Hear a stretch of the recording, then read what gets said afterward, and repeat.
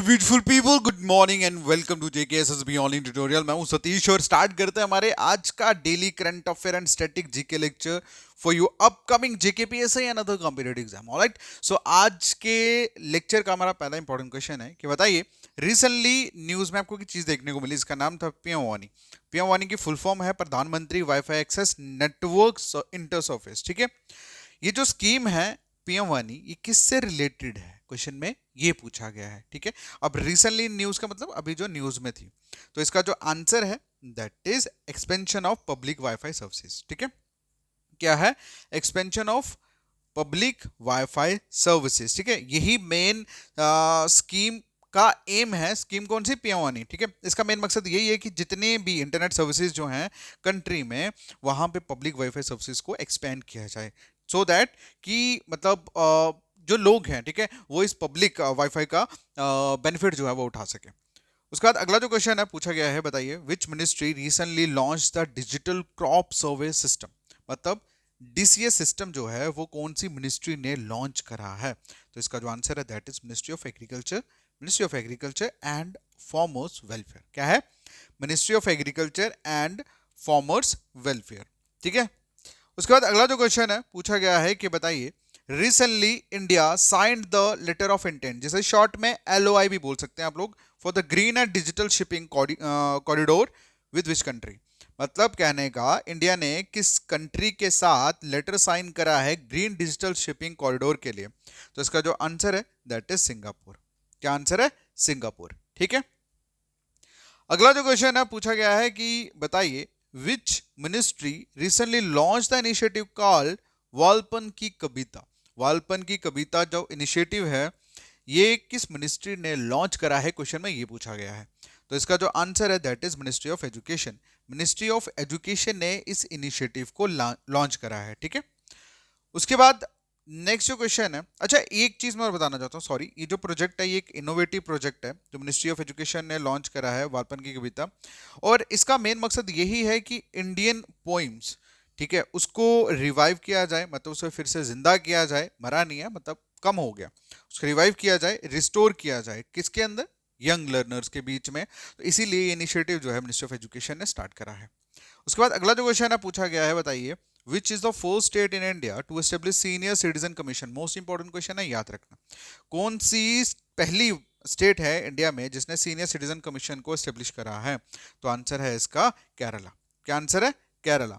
और ये एक, मतलब आप समझ सकते हैं, बहुत बड़ा माइलस्टोन है। किन लोगों के लिए? उन लोगों के लिए जो मतलब सीनियर है, उनके वेलफेयर के लिए। उसके बाद अगला जो क्वेश्चन है पूछा गया है, बताइए विच कंट्रीज को hosting the maritime exercise name इकिमी। ठीक है, इकिमी विद इंडिया इन अप्रैल 2025। मतलब अप्रैल में इकिमी मेरिटाइम एक्सरसाइज जो है कौन सी कंट्री को होस्ट करने वाली है भारत के साथ? तो इसका जो आंसर है दैट इज तंजानिया। क्या आंसर है?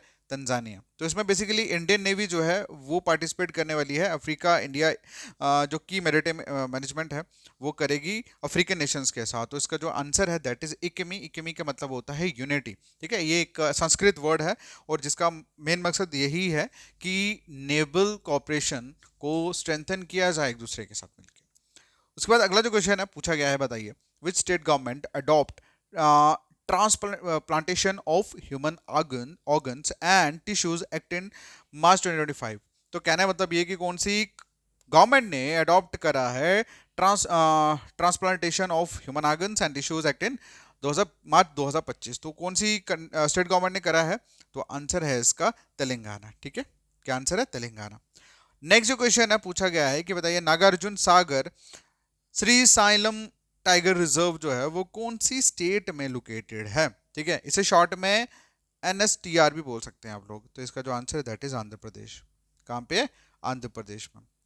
उसके बाद अगला जो क्वेश्चन है पूछा गया है कि बताइए which Indian city is the host of Billie Jean King cup Asia oceanic group 1 tennis tournament. तो ये जो टूर्नामेंट है इंडिया की कौन सी सिटी होस्ट करने वाली है, क्वेश्चन में ये पूछा है। तो इसका जो आंसर है दैट इज पुणे।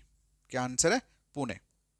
और ये बेसिकली इंडियन टेनिस हिस्ट्री में ये जो मतलब टेनिस टूर्नामेंट है इस तरह की, Billie Jean King cup Asia oceanic group 1 की, ये फर्स्ट टाइम होने वाली है इंडिया में।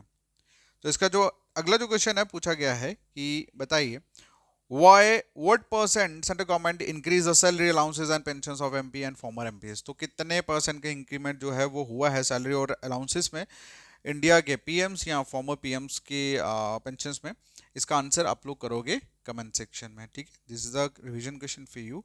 और हाँ, एक चीज़ मैं और बताना चाहता हूँ आप सभी को कि जो भी कैंडिडेट जिन्होंने जेके पीएससी के 10+2 के फॉर्म फिल करे हैं सोशियोलॉजी सब्जेक्ट में, कौन से सब्जेक्ट में? सोशियोलॉजी सब्जेक्ट में, वो लोग सोशियोलॉजी के लिए मैं कोर्स जो है वो लॉन्च करने वाला हूँ, लेकिन उससे पहले एक छोटा सा सर्वे हमारा चल रहा है कि कितने कैंडिडेट्स हैं जिन्होंने सोशियोलॉजी में फॉर्म फिल करे हैं। उस चीज़ को जानने के लिए आप लोग अगर ज्वाइन करना चाहते हैं डेमो लेक्चर्स के लिए तो आप मैसेज कर सकते हैं मेरे व्हाट्सएप नंबर 7006332724 पे, और मैसेज में आपको सिंपल लिखना है जेकेपीएससी।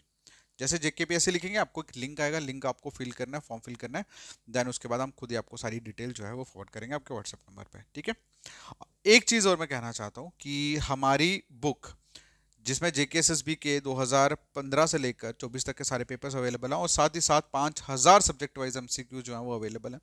आप इस बुक को बाय कर सकते हैं सिर्फ और सिर्फ 299 प्लस 80 रुपीज शिपिंग चार्जेस के साथ। ये शिपिंग चार्जेस जो हैं ये आपकी होम डिलीवरी के लिए हम लोग चार्ज करेंगे। ऑलराइट, इसे बाय करने के लिए आपको सेम इसी नंबर पे मैसेज करना है, मेरे व्हाट्सअप नंबर, और मैसेज में आपको लिखना है बुक। जैसे बुक लिखेंगे आपको लिंक आ जाएगा, ठीक है? थैंक यू सो मच, मिलते हैं नेक्स्ट वीडियो में, टेक केयर, बाय बाय।